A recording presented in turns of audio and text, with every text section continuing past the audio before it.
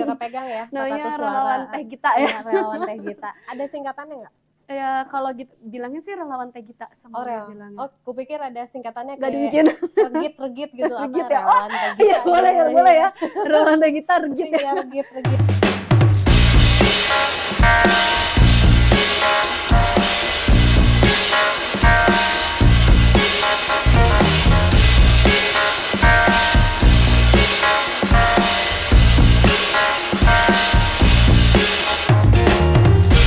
Assalamualaikum warahmatullahi wabarakatuh. Kembali lagi bersama Ipe di Pojok 1. Kali ini di sesi mau nyoblos.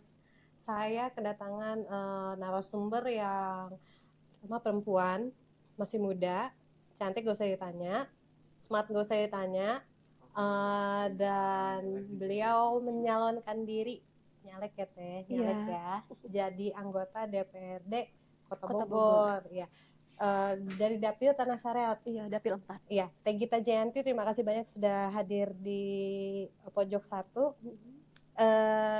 Teh Gita ini kan kita tahu beliau, saya justru mengiranya usia masih kepala 2 ya, ternyata udah 31 gitu. 31 November kemarin. Iya, ibu anak 3, sibuk ngurusin ranting IWAPI Tanah Sareal juga. Sibuk ngurusin UMKM juga, sibuk jadi humas juga, apalagi Teh kira-kira apa yang usaha. belum kesebut tuh, usaha juga gitu, apalagi nih? Ya paling aktivitas sosial juga gitu. Sosial. Aktivitas sosial seperti apa? Kita ada di organisasi misalnya untuk anak stunting juga? Iya kita.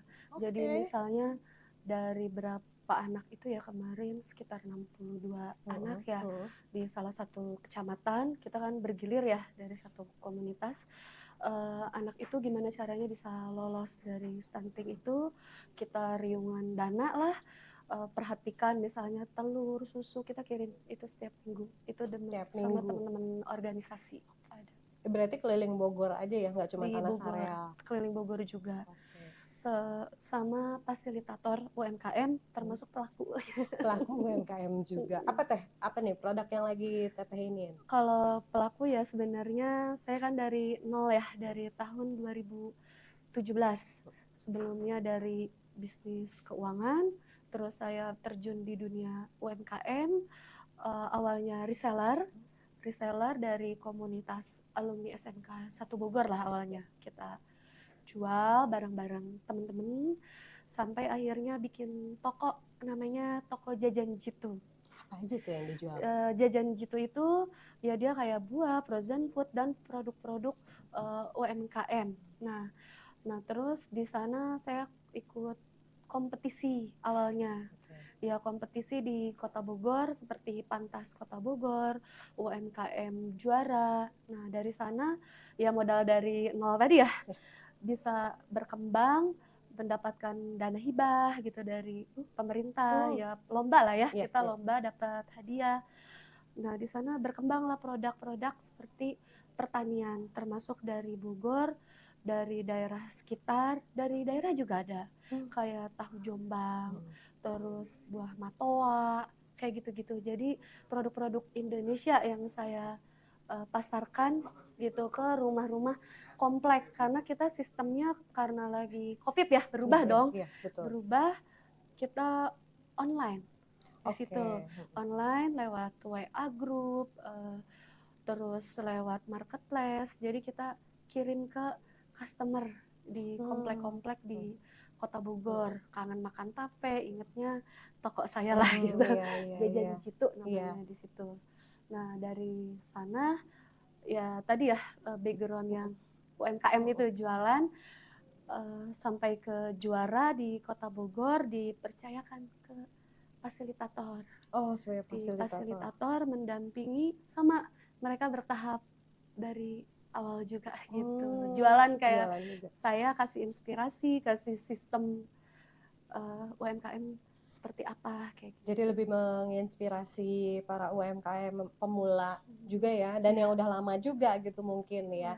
Jadi Teh Gita juga sebetulnya berperan banyak ya untuk dunia UMKM di Kota Bogor ini. Dan tadi saya dengar selentingan ada bahasa niatan sebagai calon anggota legislatif ini ingin fokus di UMKM teh. Konkretnya apa tujuannya? Oh, tujuan Mm-mm. ini ya. Tadi yang dari awal ya, Ya, karena saya sebagai pelaku, UMKM. jadi tahu beberapa step dari UMKM tersebut dan tadi dipercayakan sebagai fasilitator. Nah, di sana sebelum jauh dari pencalegan, ya saya memang sudah berfokus ingin support teman-teman UMKM di Kota Bogor lah yang tadi ya. Nah, saya sudah melakukan memang beberapa pelatihan. Ya, beberapa pelatihan. Sebenarnya ada 3 kunci dari UMKM sendiri. Ada 3 hal. Yang orang kalau bilang gini, kalau saya pengen usaha tapi nggak ada modal. Oh gitu. Nah, terus Banyak mindsetnya seperti itu. Yeah. Setiap ya kalau teteh nanya Yeah. orang pasti nggak ada modal, Yeah, gitu bahasa yeah, ini, tapi pengen usaha gimana tapi nggak ya? ada modal ya. Terus saya selalu bukan motivasi ya, maksudnya kasih masukan gitu. Yang saya gaungkan setiap saya memberikan pelatihan atau di hadapan ya forum lah. 3 hal kunci. Yang pertama kan peningkatan SDM, sumber daya kitanya. Pertama dari produk, kuncinya itu awalnya. Produk udah pasti harus yang kualitas, disukai sama masyarakat dan sesuai dengan segmentasi. Dia mau di mana nanti jualnya. Itu ilmu dasar kuliah lah yang saya praktekkan mungkin di dunia kerja UMKM ini. Ya. Kebetulan saya jurusan S1 manajemen pemasaran, tapi dulu akuntansi lah. Kalau tentang keuangan masih nyambung lah. Terus di sana produk itu dari dasar. Pertama dia harus tadi produknya disukai, terus sesuai segmentasi atau enggak. Nah, yang kedua dia pelegalan dari awal. Kebanyakan orang jual tapi nggak dilegalkan, nggak disertifikasi. Nah, pertama mungkin NIB, saya perhatikan pas saya keliling, NIB aja pada nggak punya. Jadi kita fasilitasi di sana. Terus yang kedua itu halal. Sekarang kan sedang digaungkan oleh pemerintah, termasuk karena saya juga punya toko, jadi dicek dulu dong kurasi. Ya betul dong. Ada nggak halalnya minimal karena untuk keamanan customer gitu kan. Lebih ke trust mungkin ya. Itu halal. Nah, saat ini mungkin masih self declare ya. Berarti kan masih free gitu kan. Nah, itu juga kita fasilitasi. Kalau saya pribadi di pencalegan lah berhubungan, saya disupport sama fasilitator, itu relawan juga untuk halal mungkin ya. Terus tadi NIB juga. Terus kita biasa setiap hari Rabu di Taman Tanah Sareal. Tanah Sareal? Taman Helang ya? Bukan, dia di samping Mega M. Yang baru itu ya? Milik salah satu anggota IWAPI juga Tanah Sareal. Nah, di sana saya fasilitasi untuk teman-teman UMKM yang belum punya. Termasuk saat saya keliling di Kecamatan Tanah Sareal, itu per kelurahan itu 50 UMKM yang kita bina, kita bina tadi dari produk, terus yang kedua tadi sertifikasinya, NIB, halal gitu. Terus yang terakhir PRT sampai ke BPOM. Nah, PRT itu kan rumah tangga. Jadi masih bisa di dapur sendiri semacam keripik gitu, snack. Dapur masing-masing ya. Yang penting ikutin peraturan, misalnya lokasinya seperti apa, tempat naruhnya harus di box, itu masih aman. Sanitasinya segala macam kayak harus cuci tangan, pakai sarung, sarung kepala. Itu teknis ya. Tapi ada juga yang saya itu cita-citakan yang berhubungan kenapa saya ingin pencalegan dan menjadi wakil rakyat gitulah ibaratnya. Ada kita kekurangan di saat PKP gitu ya, untuk ke rumah produksi. Jadi kalau BPOM itu kan beda dengan kayak PRT, dari kualitas dapurnya, nanti gudangnya harus terpisah. Sedangkan kemampuan UMKM untuk hal tersebut itu menurut saya berat. Kayak bikin frozen food gitu ini. Jadi dia harus terpisah, bahan baku di mana, terus produksi pintunya di mana, kamar mandi, tempat cuci tangan, itu nggak bisa sekedar di rumah. Nah, itu cita-cita ya, maksudnya keinginan, bukan cita-cita saya pribadi, ini yang diinginin sama teman-teman. Karena saya pernah gitu teman-teman, "Teh Gita saya butuh open ini tuh," saya belum jadi dewan loh dulu, dan belum Oh, tapi sudah ada memfasilitasi itu, belum membantu lah ya. teringin, maksudnya kira-kira gimana ya jalannya. Sempat mungkin masuk ke DPRD, sempat dulu sebagai Audiens. audiensi mewakili teman-teman Iya, UMKM, kebanyakan memang wanita kebetulan. Tapi kan butuh proses, betul. mereka juga ada prosedur dan semua keputusan ada di tangan orang tersebut. Makanya di sana teman-teman support saya, "Teh Gita kenapa Teh Gita yang nggak maju? Oh, Kita justru itu bantu." dorongan dari Teman-teman teman-teman UMKM. UMKM. Alhamdulillah di Taman Tanah Sareal kita udah ada hampir 500 yang menetap di sana. Kita gantian jualan lapak. Di sana kan gratis, cuman kebersihan aja, nggak ada sewa lapak. Berarti 500 UMKM ini udah dipegang dong. 400 lebih ya 400 teman-teman. lebih. Alhamdulillah sebagian besar itu kan warga situ Tanah Sareal Iya. dan relawan. Relawan Alhamdulillah. nih. Udah kepegang ya, Namanya 400 suara. relawan Teh Gita ya. Iya, relawan Teh Gita. Ada singkatannya nggak? Ya kalau gitu bilangnya sih relawan Teh Gita semuanya bilangnya. Oh, kupikir ada singkatannya Nggak kayak dibikin. regit gitu Regit apa ya? relawan Teh Gita. Iya boleh ya. Relawan Teh Gita regit ya. Iya, regit. Ya karena manggilnya kan Teh gitu kan, Teh Gita gitu. Jadi mau bilang ibu kayaknya gimana gitu ya. Iya. Jadi lebih ke teteh lah mereka. Iya. Jadi karena saya banyak dari dulu humas ikatan alumni dari lulus 2010, kan dari lulusan 76 ya. SMK Negeri 1. Iya, tapi dulu kan dia dari lulusan sebenarnya 67, tapi karena udah banyak yang udah senior ya udah nggak ada, saya deket lah, tapi itu sama senior, saya dekat sama yang seumuran, sama di kelas saya fleksibel masih ya, dekat. Iya, kemana-mana jadi masuk, sacet gitu. ya alhamdulillah hubungan kita secara emosional banyak ya, lebih dekat rata-rata. Dan kebetulan juga relawan juga dari sana banyak ya. Dari alumni ini. Nah tadi dilanjut lagi ya, jadi ke mana ya? Tadi kedua sertifikasi pelegalan yang impian saya sama teman-teman pengen bikin rumah produksi. Nah itu membutuhkan biaya juga agak besar, termasuk untuk juga sertifikasi kita mengekspor barang ke luar lah gitu ya. Mungkin kita kerjasama juga sebagian kemarin dari Kadin, cuman kan untuk kesempatan lebih luas butuh kebijakan dari DPRD-nya sendiri yang bisa kita memfasilitasi banyaknya. Gimana caranya? Biasanya kan kita pakai bendera ketiga untuk kayak sambal ke sana gitu kan, bahasanya kan biayanya lumayan ya ke pihak yang bawa bendera. Nah kenapa nggak dari kita dari dana masyarakat itu sendiri yang dikelola sama pemerintah di APBN itu ada untuk fasilitasi itu. Karena saya percaya, ya karena saya percaya gini, Tanah Sareal itu potensi UMKM-nya, masyarakatnya banyak yang berdiri di kaki sendiri. Oh gitu. Kalau menurut survei yang saya, menurut data yang banyak yang berdiri di kaki sendiri. Dalam arti begini. Kan saya juga buka toko lah di Kebon Pedas. Saya perhatikan hampir setiap rumah itu jualan. Kalau Teteh main ke arah Kayu Manis, terus yang arah Cilebut, hampir setiap rumah tuh jualan. Produksi gitu ya. Dan warga itu bukan sebagai hanya pelayan saja, bukan. Mungkin kalau di beberapa titik ada toko yang besar, warga kita sebagai pelayan toko gitu aja ya kan. Tapi kalau Teteh lihat di Tanah Sareal, kebanyakan mereka itu pelaku usahanya dan mereka memperkerjakan warga sekitarnya. Jadi kan menurut saya berdiri di kaki sendiri, usaha kontrakan, entah usaha macam-macam lah ya gitu, rumah kreatif yang saya perhatikan. Yang kerja mungkin yang anak mudanya mereka cari pengalaman. Tapi setelah itu diperhatikan banyak ke usaha. Nah ini peran mungkin di saat nanti Teh Gita diberi amanah, itu yang pengen difokuskan ke sana.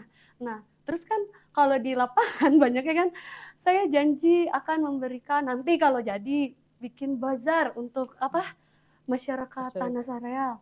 Saya akan memberikan misalnya gratis seperti tadi pelegalan segala macam. Nah tapi saya pribadi saya nggak mau kasih janji.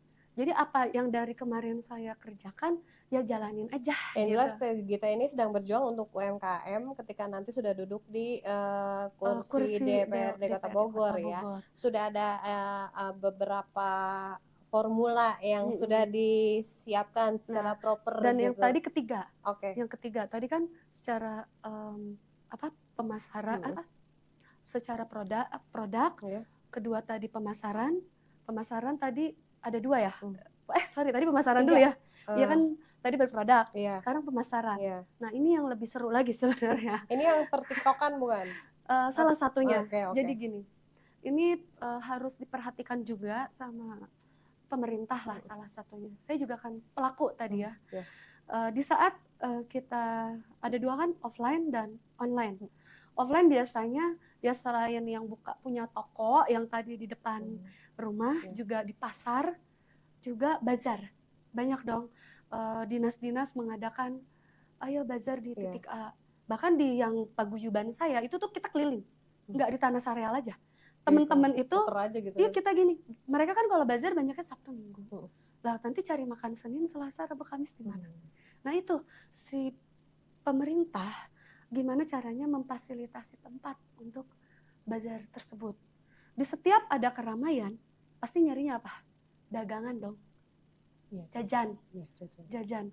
Walaupun mereka levelnya berbeda-beda, maksudnya taraf ekonominya berbeda-beda, tapi di saat tempat seperti itu, pengen dong misalnya kayak jajan cilok, entah apa produk-produk ini gitu kan. UMKM juga dia produknya macam-macam kan, ininya apa? Step ininya ada ininya. Nah, di situ peran kita juga kalau pemerintah berilah pojok-pojok UMKM yang layak menurut kita. Jangan emang saat ini nggak layak? Bukan masalah nggak layak, kadang ada beberapa mungkin ya, kalau ya mungkin Teteh tahu lah, salah satunya Taman Heulang. Oh ya. Saya dari 2017 buka di sana. Sabtu Dulu Minggu ya Teh? awalnya lapak alumnus SMK 1 Bogor, jadi peserta lah salah satu di situ. Mungkin beberapa kebijakan ada terganggu gitu ya masyarakat memang di situ karena tempat tinggal. Nah, ya kita harus kasihlah pojok untuk UMKM. Karena gini, mungkin pengen kelihatannya tertib, rapi, bersih dari segi kita pemerintahannya, dari pemerintahannya. Tapi kalau dari segi saya mewakili rakyat dan mewakili UMKM-nya, bukan hal itu aja yang dipikirin. Karena kami perut urusannya. Oh iya. Perut. Dimana kalau mereka tahu kalau cerita ke dalam mungkin nangis lah ya. Ibaratnya janda, ada yang emang butuh makan dari situ gitu. Itu yang secara harus beberapa hal yang dipikirkan. Kalaupun relokasinya di mana? Kalaupun dibuat pojok UMKM di mana? Terus sewanya berapa? Karena jujur, kalau bazar-bazar, kita keuntungan usaha berapa sih? Omset 1 juta itu udah keren loh jualan sehari omset. Ini praktek aja ya, bukan ini. Tapi kita sewa lapak, kebanyakan tuh gini, bazar 100.000, 200.000. Bahkan ada yang nyampe 600.000. Bayar lapaknya nih? Lapak dong, sehari. Kalau kita mikirnya, tapi gilanya juga yang UMKM jualan di bazar itu ngasih harga murah ya jualannya gitu. Ya memang sesuai standar produk mereka. Kalau ya mahal ya nggak laku dong. Iya ya sih. Kan sesuai ini. Tapi nggak menutupi ini Teh. Mungkin kalau buat yang branding nggak masalah ya. Iya, cuman kalau yang kecil-kecil tapi kalau emang yang nyari baru-baru, buat balik modal, karena jujur aja ya Teh Gita, kan ini ada yang mau nitip lah ke toko konsinyasi. Saya bikin keripik, tapi modalnya udah nggak ada sebenarnya. Butuh berapa memangnya? 200.000 gitu. Nah itu kita yang harus dipikirin kayak gitu. Di saat kita melakukan sebuah sistem, jadi ini tuh terintegrasi pengen aku tuh. Jadi dari pemerintah Kota Bogor bekerja sama dengan dinas ya UMKM. Sekarang sih memang udah ada, karena kan saya juga peserta dari nol dulu kan. Tapi belum terintegritas yang lebih baik gitu. Contoh misalnya hadiah hibahnya belum menggiurkan yang bikin UMKM greget. Masih seala kadarnya. Selama ini hibah apa tuh? Ya maksudnya mungkin kan dari Kadin gitu, mungkin hanya piala, uang amplop pembinaan. Tapi kalau misalnya startup Ya misalnya kita nih startup, Iya. hadiah 20 juta, 50 juta modal usaha. Lebih semangat dong anak-anak muda Oh iya. kejar Jadi itu di nambah modal kompetisi. ya. Nah itu. Nah kalau saya pribadi punya prinsip, Mm. selama saya jalan, saya nggak pernah kasih ikan sama orang. Oh jadi Prinsip saya selalu kasih pancingannya.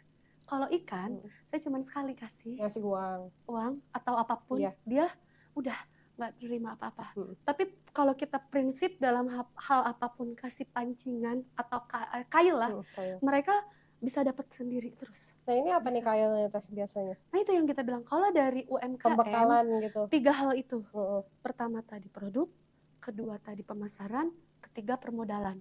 Nah pemasaran selain tadi bazar yang harus diperbaiki, ya tadi ya. Nah itu yang kedua adalah digitalisasinya. Ini yang permedsosan itu ya. Gimana caranya bikin simple, emak-emak bisa jualan di medsos walaupun dia produsen. Nah ini menarik nih. Bisa. Kemarin itu kan UMKM sempat teriak-teriak kalau ternyata TikTok, pokoknya platform-platform ini tuh yang bikin mereka itu sepi jualan jadinya gitu. Tapi kan ternyata pada kenyataannya sempat di stop oleh pemerintah, tapi sekarang aktif lagi ya TikTok ini gitu. Nah menurut pandangan Teh Gita sendiri ini menyorotinya, apakah memang betul dampaknya seperti itu ke UMKM atau justru sebenarnya malah menguntungkan UMKM nih? Gimana? Sebenarnya plus minus ya. Kalau boleh sharing, di saat waktu tahun kemarin, saya juga sudah menjalankan pembinaan. Salah satunya terjadi nyebut produk nggak apa-apa ya. Nggak apa-apa. Ya salah satunya market flash yang dengan sosial itu ya, sosial di TikTok. Saya keliling. Yang tadi 50 UMKM binaan. Saya bawa coach, salah satu coach juga, sahabat saya dari fasilitator UMKM di Kota Bogor. Kita materinya TikTok. Kita materinya TikTok. Saya bikin ibu-ibu itu gini, jadi TikTok nggak cuma digunain untuk hanya apresiasi mungkin. Biasanya nggak bilang negatif, nggak. Misalnya mungkin ibu-ibu daripada stres, dia akhirnya ya joget, entah melakukan apa, itu kan apresiasi diri.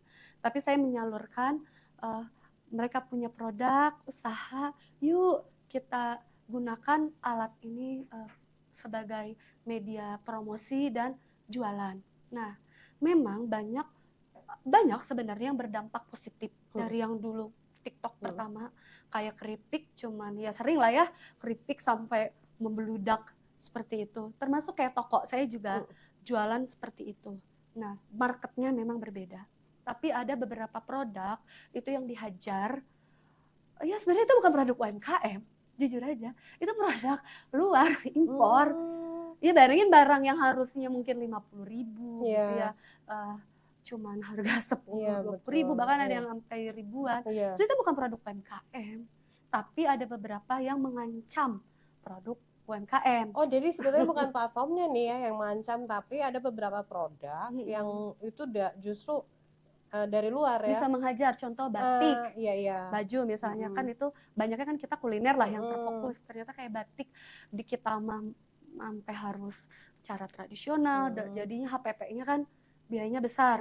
Satu kain sekian ratus ribu. Kok bisa sih itu dari luar cuman berapa puluh ribu gitu kan. Dengan mereka sistemnya pabrikan, produksinya. Kalau UMKM kan ada batik itu kan seni. Seni maksudnya. Kadang pakai tangan. Orang tuh kalau gatel dia nggak mau pakai mesin gitu kan, cetak gitu. Itu kan ada nilai, value yang bisa jadi dompet, entah jadi apa kreasi. Dan harganya pun pasti beda. Nah, itu dengan market sebenarnya berbeda. Tapi karena di TikTok orang cari harga yang semurah-murahnya. Nah, si pemerintah ini udah tepat sebenarnya melakukan waktu itu stop. Karena memang pertama nggak masuk ke pajak, dia langsung aja kan. Terus kedua nggak disaring. Jadi dihajar semuanya produk dari negara sebelah gitu.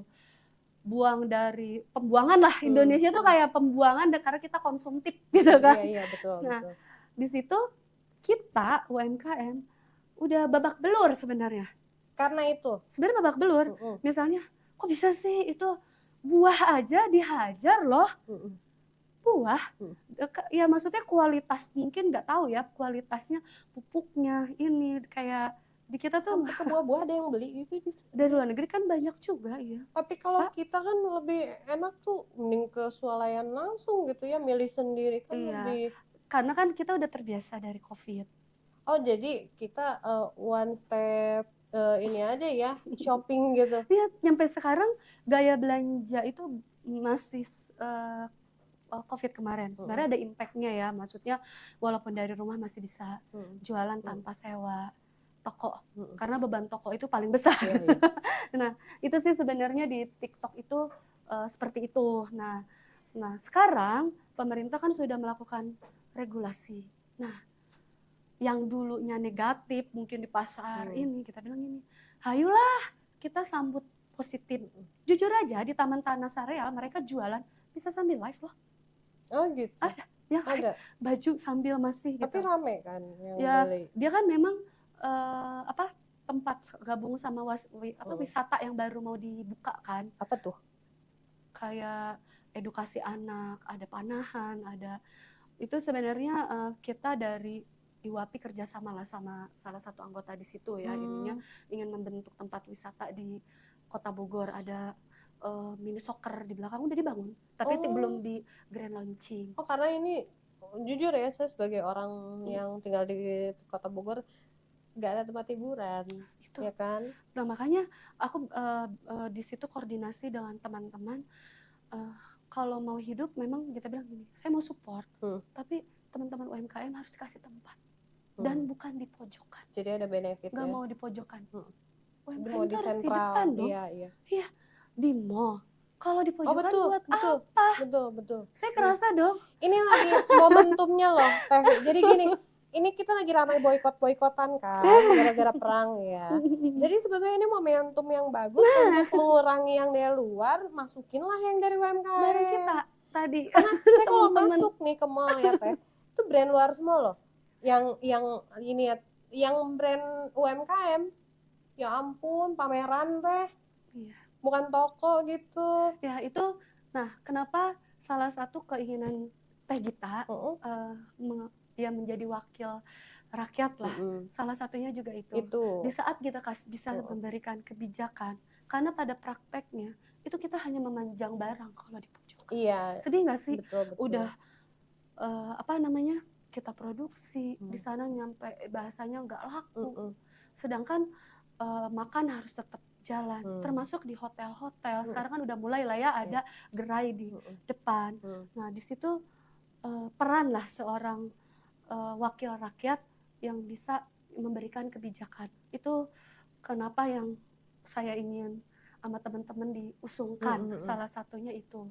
Nah, mungkin kita bisa bantu tadi dari segi yang dua hal itu ya, termasuk TikTok. Next kita bakal di situ juga ada pelatihan nanti kan, kayak semacam logo juga untuk haki. Haki itu nggak mudah lama kan.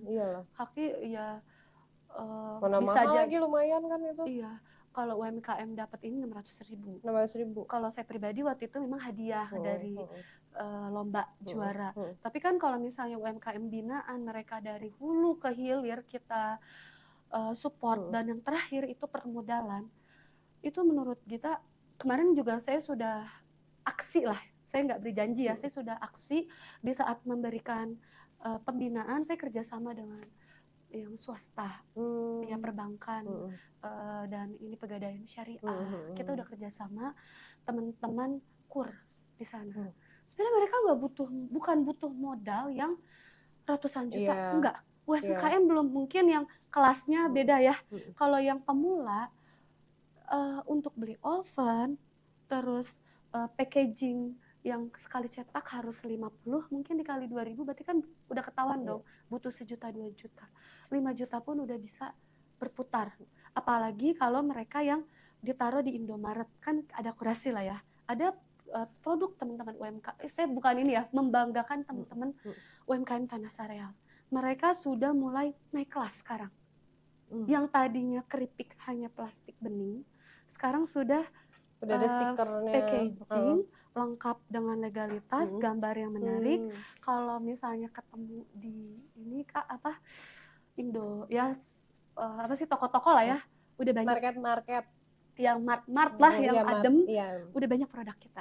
Oh, Itu yang kita bilang harus lebih itu ditingkatkan bayar gitu. nggak sih Teh kalau naruh di tempat kayak gitu? Dia nggak bayar, konsinyasi, Oh, konsinyasi, iya, iya. ada sistemnya, Mm-mm. masing-masing toko Mm-mm. beda, Mm-mm. nggak bayar, lewat kurasi lah. Mm-mm. Makanya kalau kita nggak naikin kualitas, cuman dikasih brek yang modal Mm-mm. ketiga, nggak akan maju UMKM. Mm-mm. Tapi kalau dari hulu, kita buatkan bisnis plan-nya. Bahkan kita bisa lomba bisnis plan anak-anak muda, startup, ya kan? Iya, betul. Sesuai dengan mungkin calon dari presiden yang diusungkan dari PKB, Amin, ya kan? Dia support akan memberikan modal untuk anak muda, UMKM, itu saya setuju banget. Benar. Betul. Karena itu benar-benar dari hulunya, startup ini butuh itu. Tapi nggak hanya itu. Edukasi yang lain, fasilitas, Pembekalan diri. segala macam SDM-nya, itu dibutuhkan dari awal gitu. Kalau orang mungkin banyak calon legislatif yang membawa UMKM, mungkin ya, mereka bilang saya dukung. Oke, saya suka hal itu. Ya, Sebenarnya kebanyakan suka. mereka tuh ambil isu tentang UMKM tapi nggak tahu mau ngapain gitu loh. Lebih ke apa ya? Lebih ke pembekalan diri, kita harus bantu UMKM, tapi ngapain gitu. Ya sebenarnya kalau saya pribadi, kalau dari segi UMKM, kita butuh banget dari wakil rakyat. Nah, kita butuh banget. Kalau kita ini kan, maksud saya tadi sudah pelaku UMKM, artinya sudah tahu harus bagaimana nih ya. Jadi tinggal nanti ketika sudah terpilih ya, diamanahkan, tinggal mengeksekusi semua nih tahapan-tahapannya, gimana nih caranya biar suara UMKM ini nembus ke dewan dan disupport oleh pemerintah gitu. Tapi Teh, untuk jadi legislatif itu nggak hanya UMKM ya. Betul. Banyak sekali sektor yang harus diawasi gitu sama anggota dewan. Kita tapi sudah bisa, maksud saya siap dengan hal-hal seperti itu. Mungkin di dalam komisi-komisi nanti di Dewan Perwakilan Rakyat, ya memang kita harus paham ya tadi, karena kan sektornya salah satunya ya kesehatan, pendidikan, kemiskinan, gitu ya. Ribet banget itu. Banyak hal yang harus diperhatikan. Betul. Dan kita sebagai wakil rakyat harus tahu hal itu. Dan kebetulan memang saya terlahir dari segi UMKM yang sesuai visi lah ya. Ya saya kan memiliki visi gitu. Yang pertama ya dari visi saya pribadi, menjadi calon wakil rakyat yang amanah dan terbuka lah ya, mengenai penyampaian aspirasi masyarakat. Nah, tapi memang saya berfokus dalam 3 hal kalau saya pribadi. Yang tadi itu. Wanita, anak muda, dan UMKM. Nah, ini tagline kita nih. 3 itu. Nah, di sana di saat saya menyampaikan aspirasi, saya berfokus menciptakan kualitas SDM, kualitas sumber daya manusia yang memiliki yang pertama ya, wawasan ekonomi yang kreatif, inovatif ya. Ini di visi saya, kreatif, inovatif, dan memiliki daya saing. Nah, itu peran di anak muda, wanita, dan UMKM. Nah, dan mereka harus tadi melek digital juga kewirausahaan, karena akan berdampak ke ekonomi mereka sendiri juga masyarakat Kota Bogor. Itu pertama visi saya. Nah, di saat SDM-nya berkualitas, banyak faktor yang mempengaruhi tadi, tentunya pendidikan. Nah, pendidikan saya juga salah satu pemerhati juga di sana. Bekerja sama di Tanah Sareal, rumah PKBM gitu ya, paket B, paket C. Nah, mungkin saya nggak bisa kasih janji, tapi saya lakukan apa yang bisa saya lakukan dengan posisi saya kemarin sebagai ketua ranting, sebagai si ekonomi di sebuah organisasi, sebagai seksi pendidikan di sebuah komunitas, saya lakukan itu. Saya kerjasama sama PKBM, jadi ada anak-anak yang putus sekolah paket C, kita salurkan ke sana tanpa biaya. Ada. Terus yang kedua, ingin kuliah tapi nggak ada dana. Karena kalau mau flashback, saya pribadi pun sama, saya yatim dulu yang kekurangan lah untuk dana pendidikan. Kenapa saya milih SMK? Karena dulu mindsetnya setelah lulus bisa kerja. SMK 1 Bogor. Di sana saya memang aktif sebagai ketua umum OSIS SMK 1 Bogor. Terus di sana sekolah dengan beasiswa dari Super Semar dulu. Orang tua kan udah nggak ada apa-apa, jadi biaya ya dari beasiswa dan jualan. Jadi sudah membiayai diri sendiri. Udah jualan dari kelas 1 SMA dulu jualan piscok. Keliling kelas, jadi biaya hidup dari sana. Pas kuliah juga ke IPB, saya tuliskan di pengumuman itu, saya pernah kuliah di Institut Pertanian Bogor angkatan 47. Tapi saya tidak lulus di sana karena dulu terbentur biaya. Jadi sempat ada yang biayai tapi stop. Tapi saya dulu aktif di sana sebagai anggota komunitas juga di sana. Ya kalau istilahnya demo pernah di depan gedung DPR. Dulu kritis lah ya namanya mahasiswa. Nah tapi ya karena akuntansi juga dulu ya jurusannya. Tapi saya nggak patah semangat. Ada hal lain mungkin solusi di Kota Bogor itu universitas ya terbuka. Ini saya sambil promosi aja ya. Buat teman-teman yang lulus SMK manapun ya. Kebetulan kan saya SMK 1 Bogor. Lulus terus mereka kerja mungkin jadi SPG, jadi apalah ya dengan kemampuan yang diberikan. Karena SMK itu luar biasa. Ini saya sambil promosi ya. SMK itu perlu disupport sama pemerintah SMK manapun. Kita praktek, kerja di lapangan, langsung tahu cara kerja, bisa jadi digital kita bisa yang sesuai jurusan ya. Akuntansi saya buku besar secara pakai sistem kita bisa. Semuanya, maksudnya kalau secara kemampuan skillnya oke. Nah, dia udah siap. Tapi space gajinya mungkin beda. Sama yang lulusan S1. Hanya karena strata ya. Strata. Nah di situ saya kasih beberapa kali saya memang jadi apa ya kalau dibilang pernah ngisi dibilang alumni sukses dulu. Karena kebetulan juga saya memang background di perusahaan keuangan juga, kerja juga kan memang saya kasih motivasi adik-adik kelas. Walaupun adik-adik di sini setelah lulus saya kasih soft skill namanya. Jadi selain dia punya kemampuan ini, soft skillnya saya kasih pengembangan. Itu dari anak kelas 1, kelas 2, kelas 3 saya kasih beberapa kali sekolahan undang lah sebagai ceritanya gitu ya, alumni sukses maksudnya. Saya kasih skill di sana teman-teman gini, penyemangat lah. Sekarang aktif lah di sekolah.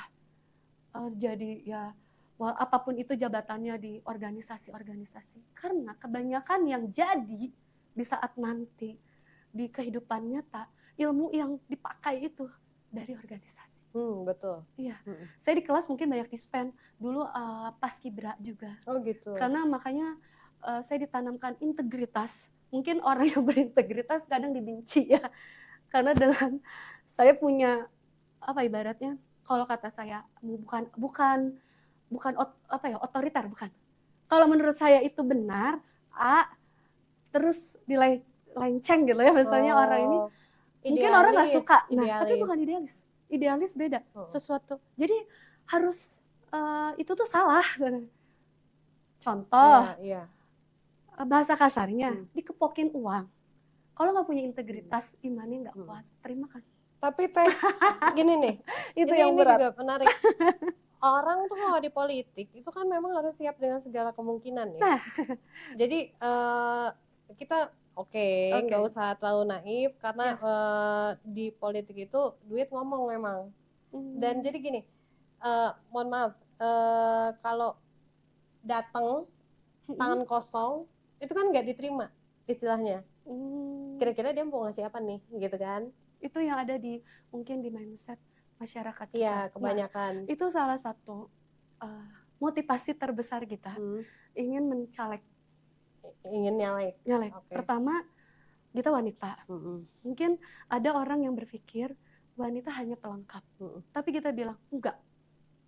Wanita bukan pelengkap. Mm. Kita bisa membangun suatu dari komunitas, suatu daerah. Wanita memiliki kemampuan itu dengan ilmu, dengan kemampuan yang sudah didapat sebelumnya. Kapasitas dong, nggak cuma sekedar mencalonkan. Bekal ya. Kedua, kalau orang bilang kita milenial, mungkin dia bilang pengalamannya belum banyak. Kita bilang gini, ilmunya belum banyak. Ilmu itu skill atau kemampuan dalam berpolitik berjalan dengan seiringan kita melakukan yang kita tadi dari nol sampai kita diamanahkan jadi ketua IWAPI Ranting Tanah Sareal. Itu nggak mudah. Dari masuk ke parpol ke dunia politik itu dari kapan tuh? Politik kita baru. Oh baru. Kapan tuh? 2023 awal ini. Oh karena diusungkan sama teman UMKM. Kenapa memilih PKB? PKB ya, ya memang ini kebetulan keluarga dulu juga dari pernah salah satu presiden PKB di Jakarta. Memang kita memang keluarga juga Nahdlatul Ulama. Ya, kenapa saya pilih PKB gitu ya. Terus di sini juga kita demokratis, enggak yang terlalu gimana ya, saya suka di PKB seperti itu. Dan memang saya bukan santri memang, tapi memang keluarga banyak dari santri juga ya ininya. Cuman di sana banyak nilai-nilai yang saya dapat dari kecil gitu ya. Nah pas kemarin di PKB ketemu dengan ketua partainya juga wanita, beliau memotivasi kita perempuan bisa. Ketua partainya juga wanita, makanya kita bilang di Kota Bogor ya, Ibu Dewi Fatimah itu ketua partai PKB wanita, perempuan. Jadi kita gini, kita bukan pelengkap. Kedua, milenial itu tidak bisa disepelekan. Dulu memang kita kritis pas saya di kampus yang bagian menyampaikan aspirasi masyarakat di Tugu Kujang, mungkin salah satunya. Karena juga dari DPMJ BEM ya saya dulu ininya. Terus pas ya sekarang praktek ya itu yang kedua itu ya. Terus yang ketiga, banyak anak muda takut nyalek karena nggak ada dana. Nah, terus kalau boleh jujur, Teh Gita kenapa bisa berani jalan itu? Pertama, kita memenggaungkan, kita tidak melakukan yang namanya money politik. Ingin merubah mindset teman-teman, relawan kita nggak ada yang dibayar. Jadi mereka benar-benar relawan dalam arti yang sesungguhnya. Mereka volunteer ya. Kita pasang banner Teh Gita di depan rumah mereka, nggak ada yang kita bayar. Mereka sukarela pasang. Terus yang kedua, stiker kan ada nomor handphone ya di belakangnya. Kita selalu sosialisasi waktu itu di lapangan ke masyarakat. Mereka tempel terus kirim. Teh Gita sudah saya tempel. Dan alhamdulillah banner yang ditempel di rumah-rumah sampai detik ini aman. Kalau yang di jalan nggak tahu hilang. Oh iya dong, di sambar Satpol PP. Ya mungkin itu kalau titiknya nggak sesuai. Karena kan kita ada beberapa titik yang diperbolehkan. Karena saya salah satu calon yang nggak suka kalau banner itu ditempel kayak dipaku di. Oh iya dong. Itu melanggar di pohon. Teman-teman PKB saya giniin. Oke, boleh yang lain masang di pohon itu kayak gitu mungkin biasa. Tapi kita jangan seperti itu. Kita kasih masukan itu. Terus yang kedua yang udah itu adalah beberapa titik kayak masjid kayak gitu nggak boleh. Wajar Satpol PP copotin karena itu nggak sesuai. Saya nggak marah sama Satpol PP. Memang salah caleg ya.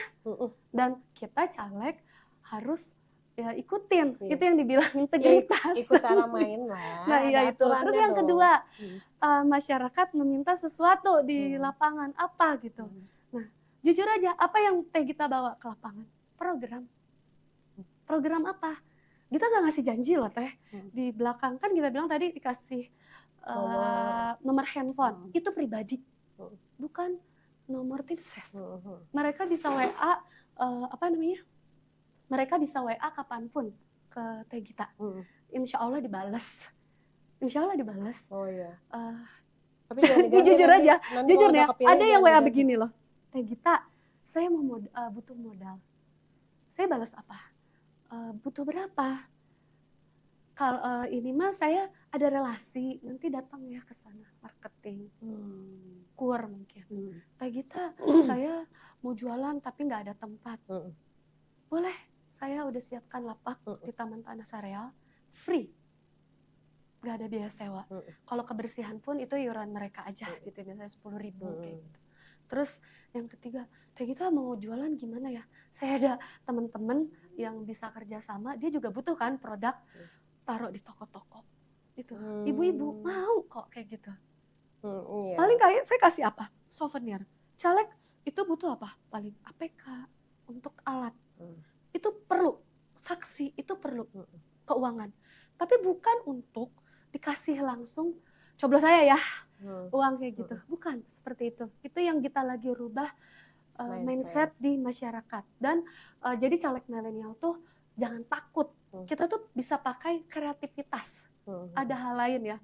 Nah, karena kalau kita, punten ya, dari caleg kasih misalnya 50.000, di sini kasih 100.000, 200.000, nggak ada habisnya. Dan yang kedua, tujuan mereka duduk di DPRD untuk apa? Kalau beli suara rakyat seperti itu. Pernah ada mungkin yang telepon, Teh Gita saya butuh uang 200.000, tapi nanti saya coblos Teh Gita. Dia seperti itu ngomong. Ini sih realita aja ya di lapangan, karena kan nomor saya tersebar.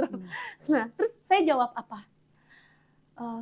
Saya bisa aja kasih 200.000 dari hasil keuntungan saya jualan sebagai UMKM, saya kasih. Tapi punten ya, saya tidak akan kembali lagi ke Teteh, karena saya udah beli suara. Saya bisa jawab itu. Masyarakat harusnya lebih mikir gitu kan. Di saat mungkin nggak langsung si dewannya, mungkin calonnya, mungkin lewat kader, ya itu kita nggak munafik ya, maksudnya banyak terjadi kayak gitu, glosor gitu ya. Terus mereka nggak berpikir ya, suara kita tuh dibeli loh. Apa yakin nanti balik lagi? Apakah yakin mereka akan menurunkan program-programnya? Tapi di saat kita turun, memberikan banner, kasih nomor kita pribadi, terus mereka ada yang konsul, mungkin kalau ambulans ya, mungkin kita bisa kasih, karena kita masih ada fasilitas. Ambulans. Ya misalnya kita ini saya meninggal keluarga, saya butuh ambulans, saya kasih. Kalau ambulans ada kebetulan, saya lebih seperti itu. Kayak yang pelayanan. Iya, pelayanan, kreativitas acara, seperti misalnya di tempat UMKM, kan biar rame dong. Ada 400 UMKM, biasanya juga ada tanggung jawab gimana rame. Jadi ada benefit juga ya. Nah, saya di situ ngapain coba Teh sama teman-teman? Jadi MC, kita bikin door prize. Teteh percaya itu door prize-nya dari mana? Teman-teman UMKM sumbang. Ada yang kasih voucher potongan, ada yang kasih baju, daster, tas. Mereka suka rela support saya buat masyarakat lebih mau berkunjung ke situ dengan door prize. Saya juga kasih di situ, tapi maksudnya jadi anak muda nggak usah takut, kita tuh pakai kreativitas juga bisa. Kalau malam minggu kan kita ada kan bazar juga, ada gimana caranya anak muda melek politik. Di situ kita ngobrol. Kalau debat capres, kita ngobrol sama anak muda, apa masukan buat kita. Jadi apa yang kita lakuin ke lapangan, kita nggak ngasih janji ke mereka, tapi mereka gini, misalnya wilayah kebun pedas gitu ya, itu banyak gang, kita butuh itu tandu nanti seperti ini. Apa tuh? Tandu. Kalau ada yang sakit di gang, kan sulit kalau ini butuh tandu, minimal setiap RW, Karang Taruna ngobrol sama kebutuhannya apa. Kita lebih tanya ke kebutuhan, tapi kita nggak kasih janji. Kalau di saat itu kita bisa penuhi, kita penuhin. Ternyata saya butuh ini, saya punya produk, karena dia tahu saya background-nya UMKM, pasti merempetnya ke sana mulu, bener gak? Ke UMKM gitu. Terus kayak misalnya stunting, kita lakuin kan 6 bulan kemarin lagi, sebelum jauh dari pencalegan, tahun kemarin ya.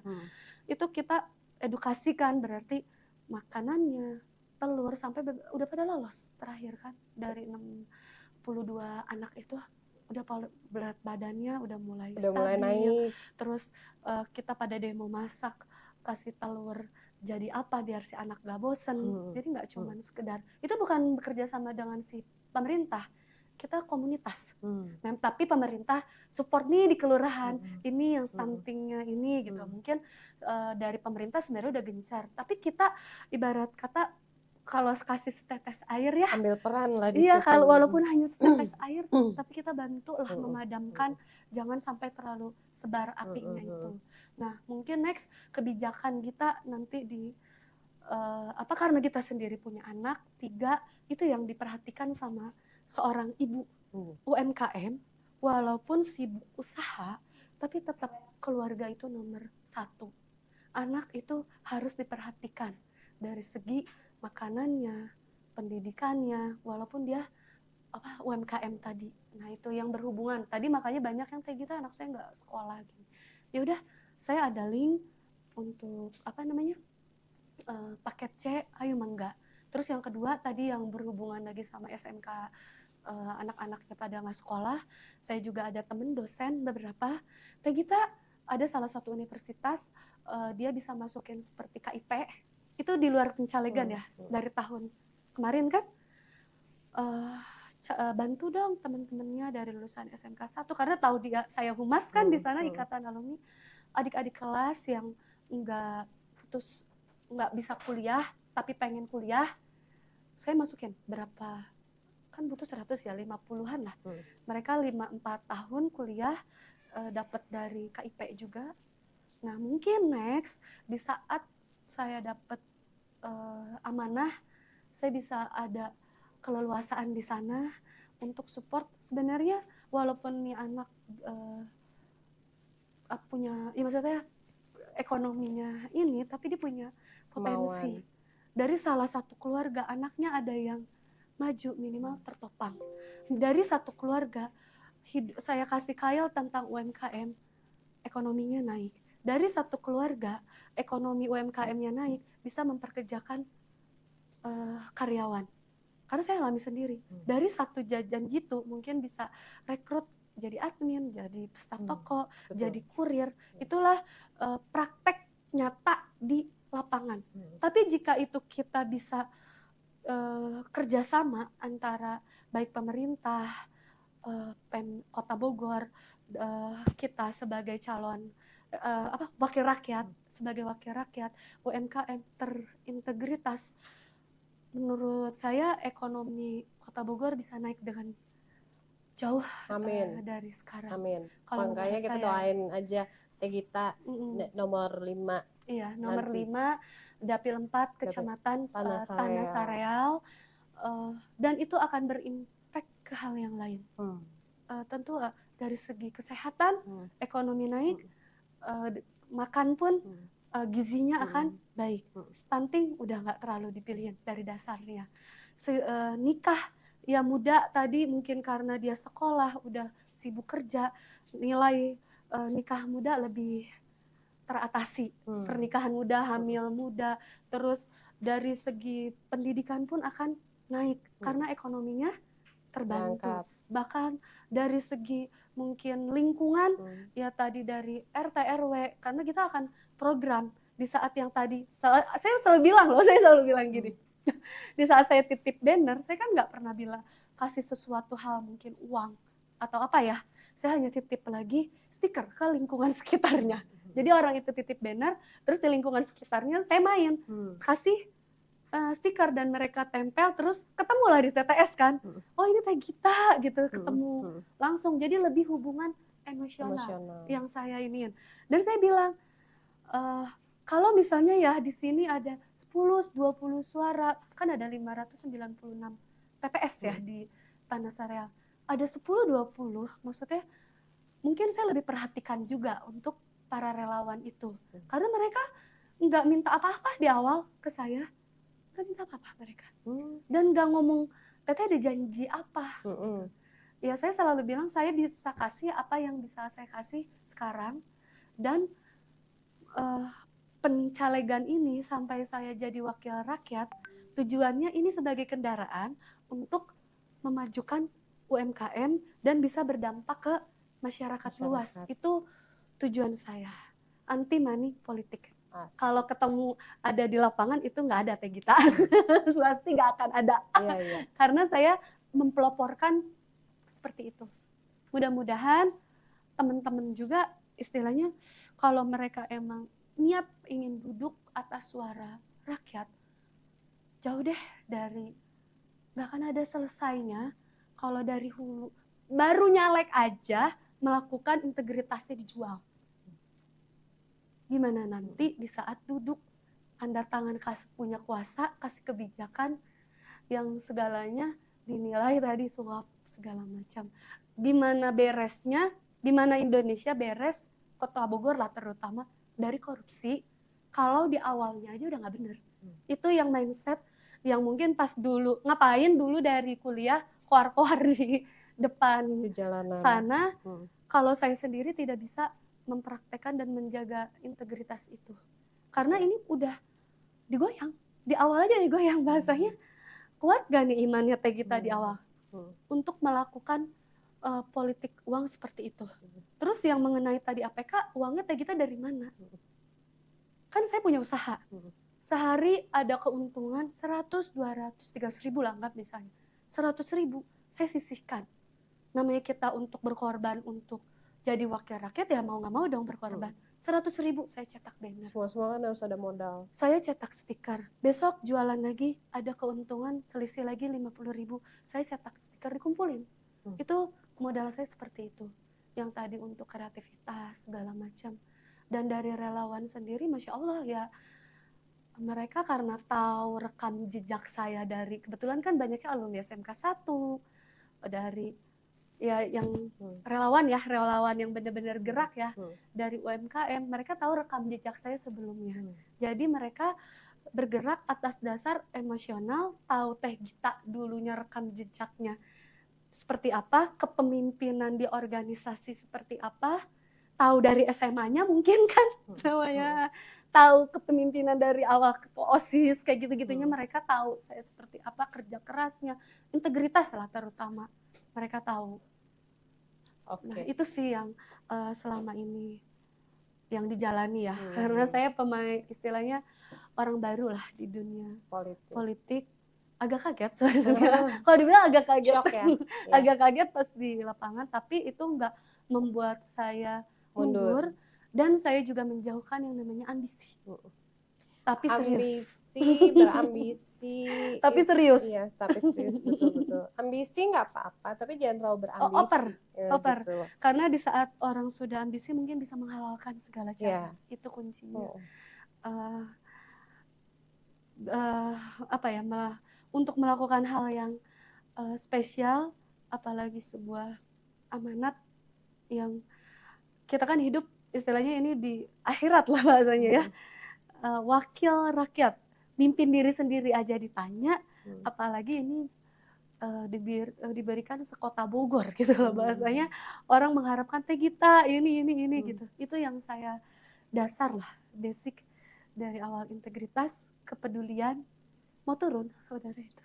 Mau turun. Kita doakan aja semoga niatan mulianya Teh Gita Jayanti tercapai. Amin ya.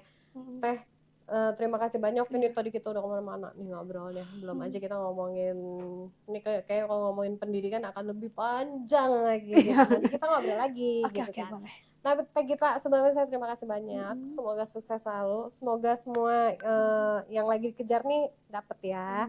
Amin. Kira-kira ada yang mau disampaikan? Mohon maaf, ini kamera Teh Gita, yang ini. Jadi kalau misalnya ada yang mau disampaikan, langsung aja. Itu aja ya. Terima kasih sebelumnya saya diberi kesempatan di sini ya untuk sosialisasi, mungkin kampanye, memperkenalkan diri ya. Saya Gita Jayanti, saya seorang caleg wanita milenial yang bertekad mudah membawa perubahan di Kota Bogor. Dengan yang tadi saya sampaikan poin-poinnya, perubahan apa aja yang harus ada di Kota Bogor. Saya berharap dari masyarakat Kota Bogor terutama yang memiliki hak pilih di tanggal 14 Februari nanti, yuk datang ke TPS, pilih wakil rakyat, DPRD Kota, DPRD Provinsi, DPD, DPRD RI, dan calon presiden.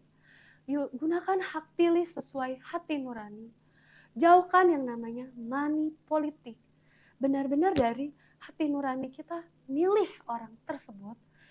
Khusus untuk warga Kecamatan Tanah Sareal, jika menurut masyarakat kita layak dan pantas menjadi calon wakil rakyat di Tanah Sareal, di Kota Bogor, yuk pilih Teh Gita di perwakilan dari Partai PKB, nomor 1 ya PKB, Teh Gita nomor urut 5, Gita Jayanti SM.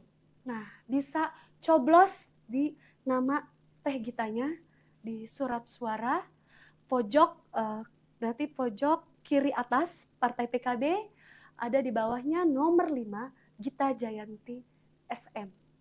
Nah, saya Gita Jayanti, caleg milenial, wanita Kota Bogor, siap membuat perubahan. Amin. Oke, Teh Gita, terima kasih banyak, waktu yang sukses selalu ya. Saya mohon pamit. Ya. Saya Ipeh dan Kita Jayanti. mohon pamit semuanya. Sampai ketemu lagi. Assalamualaikum warahmatullahi wabarakatuh. Makasih banyak Teh Gita.